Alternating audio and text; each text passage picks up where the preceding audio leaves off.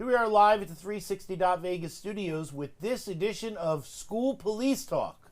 You might know the gentleman on the right, but you don't know the lady on the left. So, ma'am, please introduce us and tell us what it is that you do. Hi, my name is Jennifer Gruby. I'm the CCSD Safe Routes to School Coordinator. So we operate an educational-based program to teach students K through 12 about traffic safety. And you, sir, what is your name and tell us what it is that you do? Lieutenant Brian Zink. I'm the Operations Lieutenant for our Region 3, and I'm also the Public Information Officer for the School District Police Department, as well as our Community Relations Supervisor.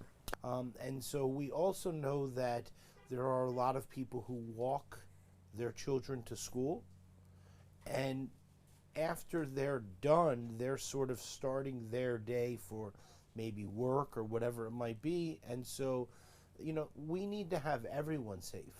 We want to make sure that everyone is mindful of the crossing guards, and, you know, they're there to do their job. So talk to us a little bit about the pedestrian safety, you know, when it comes to physically like getting to and from the schools.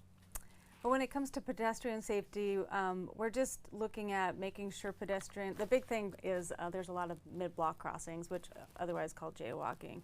And that starts at the elementary school level, unfortunately. We see parents are still holding students' hand, but they're still crossing the street in an unsafe manner.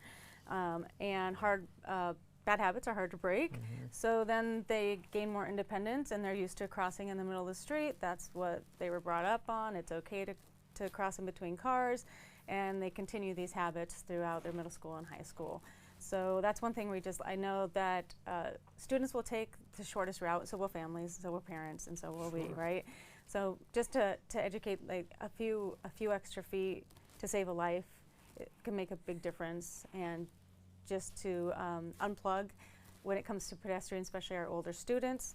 We're seeing a lot of that distracted walking, just earphones on, earplugs on, and they're just, faces are on their phones, right? So just to look up simple things that we've learned from elementary school is just to look left, look right, look left again. Especially now as drivers, I always look like 3 times over because because now we have these e-bikes and the e-scooters that are going at very high rates of speeds, and they're coming from the wrong direction, unfortunately. So they're being very unpredictable. So be predictable as a pedestrian, and be predictable as a cyclist as well when you're crossing the road. So. Yeah, absolutely. And then there are resources that I know a lot of our neighborhoods, as the valley grows, where they put a crosswalk 15, 20 years ago may have made sense then, but right now maybe not. Maybe they've added another neighborhood down here, the school's here, the crosswalk's here, and you want to, you know, educate people that, hey, the best way to do it is to walk all the way down here and cross the street here and go to the school. But like I said, this neighborhood didn't exist when this was built and this was built. So there are means that you can reach out to your local municipality and say, hey, can we look at getting another crosswalk? Let's look right here, and then we'll wave goodbye, okay? All right, see you later. Thanks, Neil.